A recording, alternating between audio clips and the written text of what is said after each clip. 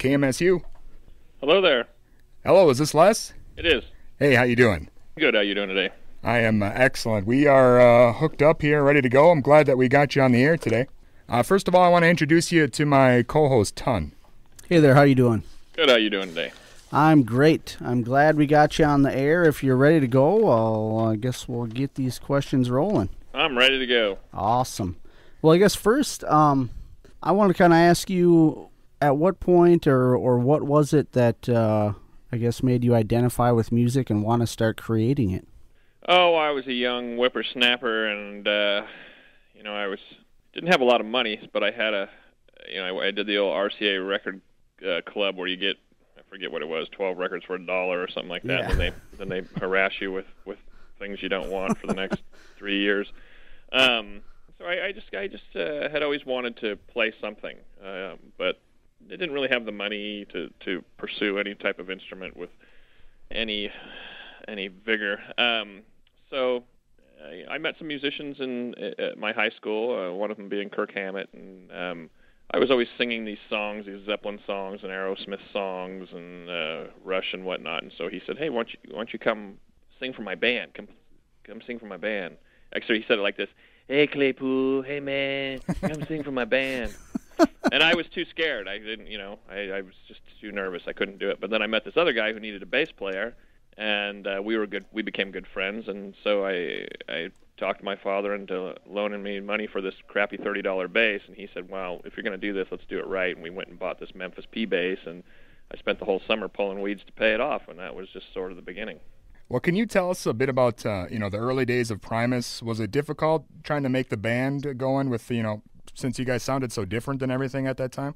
Well, nobody knew what to do with us. We didn't have. I remember Michael Bailey was one of the first supporters of the band. He booked a place called the Berkeley Square, which is subsequently where we recorded our first record, which was the live album "Suck on This." But he's gone on. He worked for BGP and now Live Nation, and he books the Fillmore. But he would find these gigs for us, but nobody really knew who to put us with. We opened for the Swans and the Popo Pies, but because of what we were doing, nobody really knew where we should go. So then when bands like Fishbone and the Chili Peppers came along, they were like, okay, we're going to have you open for these guys. And so we spent a long time just batting around little tiny clubs playing for 10 people, and then the next time maybe 15 people, and then 20 people, and just slowly building it up.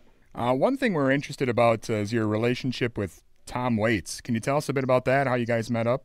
Well, many years ago when we got our major label deal, we had saved the song Tommy the Cat because we were tempted to put it on Frizzle Fry, but we decided let's save Tommy the Cat for the major label release so that we could do something really special with it. And so when it came time to do it, I was talking to Tom Wally, who is our A&R guy, and I said, we'd really like to get somebody to be the voice of Tommy the Cat, someone unique, someone like a Tom Waits. He's like, well, why don't we ask Tom Waits? And I said, well, what do you mean? Can we do that? So we sent him a tape, and he got back to us and said he would do it. And we just kind of struck up a friendship, and I helped him get some musicians in NorCal, and because he had recently relocated, and we've just obviously worked together a lot over the years, and just built this friendship. So he's a good man. Do you think? Is there a best Primus album or your favorite, or what do you think? I'm not real good with favorites. These are your creations. It's like asking which one of your children is your favorite to an extent. It's hard to really say. For me, Frizzle Fry there are a lot of fond memories about making some of these records, and that one was the beginning. So it was a very exciting time. Yeah, I know. I saw you on tour. You guys did that whole album in its entirety. Do you guys just have every song already? A lot of people just have that same set list. You guys seem like most of your back catalog. We know some of our back catalog. We switch it up every night. The set's different every night. Try and keep it interesting for us as well as people that we have some stragglers that like to follow us around, so you can't be playing the same set every night. But I definitely do not know how to play all of my songs. There's some I'd have to do a little homework to Sure. to fire up again. Well, besides the EP you guys had out a while back, there was about like 12 years or so, I think, between albums. And now the new one, Green Naugahyde, just came out recently. What made you decide to kind of bring Primus back as a full-time thing and start recording LPs again?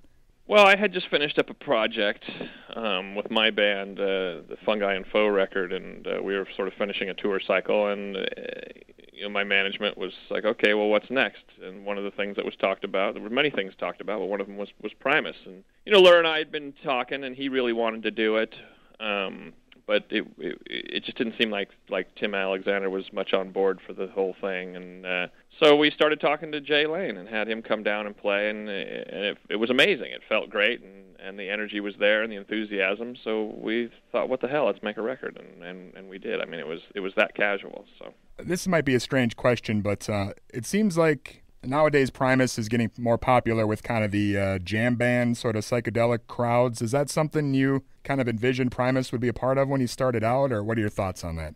I don't think there was such a thing when Primus started out. I mean, Primus is that band that I've always joked that I've played every festival except for Lilith Fair. We're that band that fits in everywhere but fits in nowhere. We've played the Ozfest, we've played the Lollapalooza, we've played the Horde Fest. We've played all these different things over the years, and we're that band that it's kind of hard to put your finger on. There's always been psychedelic elements to what we've done since the get-go, as well as elements of stepping beyond the structure of the tune. So, sure. Me doing the Oysterhead project with Trey Anastasio and Stuart Copeland definitely opened that world up to me. So I just think there have been more doors open for this band, and so we're getting a lot of cross-pollination from all these different audiences. Yeah, like you said, you guys kind of started out as a band that didn't really fit in anywhere, and now it seems like you're able to fit in everywhere. Well, or you can look at it from the other way. We still don't fit in everywhere. We're always the bastard stepchild at these gigs. But the way I look at it is, I was one of those guys as a kid that was always looking for what was different. I was always looking for what other people weren't into, or whether it was film or literature or music or clothing or whatever it was. And I think that's who my music, whether it's Primus or me or Oysterhead or whatever, appeals to, because we tend to not really go with the flow. And it's not necessarily a conscious thing. It's just it's my nature. Sure. Well, it works for me. Well, there you go. So you have a show coming up here in Minnesota. Can you tell us a little bit about, do you have any kind of memories of playing Minnesota? I know we've seen you a few times here. I barely have memories of playing last night. If you ask Lur Lalonde, he'll tell you, where we played, what the dressing room looked like, what was on the deli tray. I never remember the hotels, or I remember doing some muskie fishing once in Minnesota. That was pretty fun. We didn't catch anything, but we had a lot of follow-ups. I heard you're a keen fisherman. Is that right? I do it on occasion. Well, anything else? Can you tell us what to expect from the new Primus 3D tour? It will be a mind-melting experience. Yes. In fact, the last interview asked me if people ever got motion sickness from the stuff on the screen, and we have had some folks that have had to peel their glasses off wow, because they're feeling a little woozy. The thing is, it's not like going to a 3D, Harry Potter film or something like that, where you're seeing people and asteroids or whatever coming at you. It's all psychedelic imagery. It's all textures, and so it's things that you wouldn't normally ever see in a 3D environment, because it's all eye candy. Sounds great. Do you think there might be like a Tupac hologram or something, or anything like that we can expect? Yeah, it's going to be of me and Lur and Jay. We'll actually be backstage, drinking wine and eating cheese. Awesome. Well, after the this current tour wraps up, what else do you have on the horizon? Is there going to be more Primus albums, or do you have something else?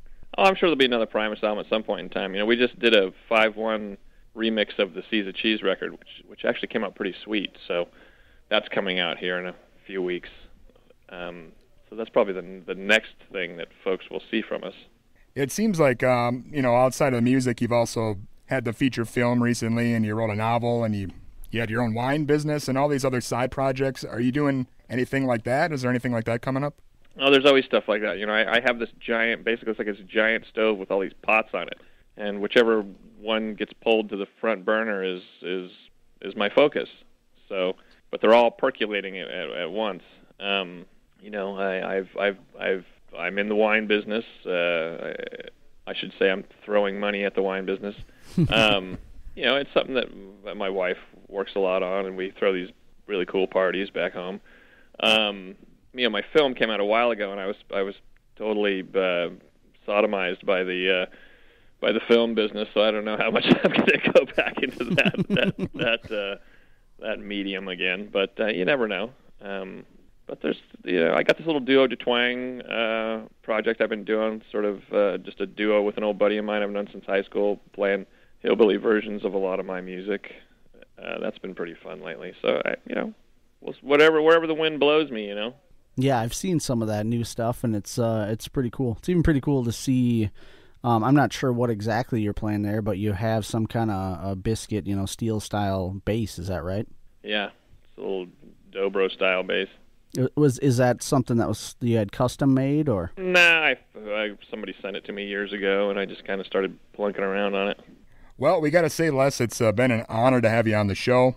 And actually, the theme music for our show is your rendition of Tippy Toes. So, all right, well, there you go. You're here every week. You get the original version; it's way better. Yeah, well, yours has a different kind of punch to it. It fits our show, I think. But the meters are good too. Yeah. All right. Well, glad I could be of service. Well, thanks a lot. Have a good one, fellas. All right. Thank you so much. All right. Bye. Bye.